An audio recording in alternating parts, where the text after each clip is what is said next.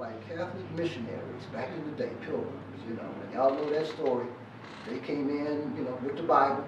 We closed our eyes and said the prayer, and we opened our eyes up. We had the Bible and they had the Lamb we were sitting on. That shit's still playing on right now. That's what the Chatham Initiative, that's what the Inglewood Initiative is. That's what the Master Plan for Woodlawn is. It is the exact same thing. Come in, hey guys, we're here to help. We bought a bunch of swatches for you to look at and some pictures and all this great stuff. You don't let them in. Now they are on a mission to get you out. When the Chatham Initiative first rolled into the neighborhood, I had my suspicions, but I didn't say anything because I knew some people that were involved in it trying to participate. So the day finally came when I would go to one of the meetings with my buddy sitting in the back. We walk into Alderman Sawyer's office where this meeting is going on. It's about maybe, I don't know, 7, 8, maybe 9 people sitting around the table. As soon as we walk in here, I just started shaking my head. And I'm going to tell you what I told him when we left the joint. But the thing that made my antenna go up, all these black folks sitting at this table were sitting around listening to, check this out, a white woman wearing a purple dashiki. I kid you not. She's half Jewish, half black. Went to Harvard, some other stuff. She is an economic hit woman. You all know that term, economic hit man, economic hit woman. Read the book if you don't, by John Perkins, Confessions of an Economic Hitman. That book gives you all the answers to life in this country and around this world.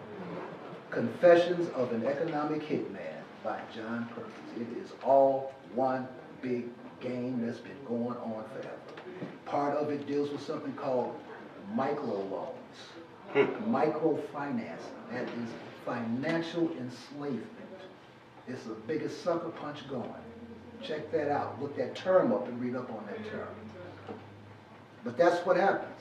They come in there like a lamb, and the next thing you know, they're taking off the lamb's clothes and revealing to you the devil that they are, and that they're in the process of taking over your land and your operations. And they made you believe that all this was going to be good for you, and all truistic, and it's all one great big lie. It is exactly what went on 6,000 years ago in Egypt. It is the same thing. You come home from visiting your relatives in Ethiopia, you get back to your town in Egypt, and you asking your buddies, who are these Roman motherfuckers and these Greek motherfuckers over here? Oh, well, you know, while you was gone, man, you know, we had to, it's the same story. Okay, yeah, right. Y'all let them in. Didn't I warn y'all about this before I left? I told you, don't let these people in here. It keeps happening. 6,000 years ago, 6,000 years later, it is the exact same thing. And if we're not paying attention to it, if we're not doing something about it right now, it's going to keep happening. Well, all these initiatives that are going on, they are designed to push black people out of Inglewood and bring white people back to Inglewood, back to Chatham, back to South Shore, back to Woodlawn, back to South Shore. But what are we going to do with the black people? Who cares? We got one little section of the suburbs that we're just going to shove them all out there until we figure out the next thing for 30 years later. In the meantime, all property values around the area that we're sending them out to are going to decline. Property values are going to drop. And this is going to be a very bad, that's what's happening to the south suburbs of Chicago right now. There have been stories written about that piece specifically, about the fall and the decline of the suburbs. The gentrification dropped people off, they brought the property values down. Now they are selling those houses for whatever they can get. You can get into rich Flossmoor for little nothing these days. It's amazing. Got a buddy that lives out there, been out there for 20 or 30 years in real estate, didn't even know what was happening around it. So he's looking into that now. But these are the games. Once you got control of the money pot, you can do whatever you want. Policy was the biggest money pot in this state's history, bar none. It was virtually free money for them. And we keep giving them that money. We are the ones that should be building the schools and keeping the school. What, y'all don't want to put no money in? Okay, no problem. We got all the money. We can do that.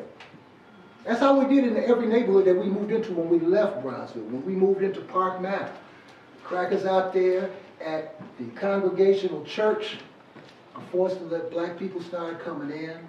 And when they did, the white folks went into the church's kitchen and destroyed all of the silverware, all of the dishes, everything. Busted out Sting. did everything that they could do to make it a terrible situation for these black people to arrive at. These are Christians, y'all. These are Christians, y'all. Yeah. So, and that's a whole nother story. I know y'all seen Nat Turner story and read all kinds of stories like it. It's the same thing. They're telling you that you're bad and everything that you touch is bad, everything you create is bad. But can I have it? Right. Can I think that? Right.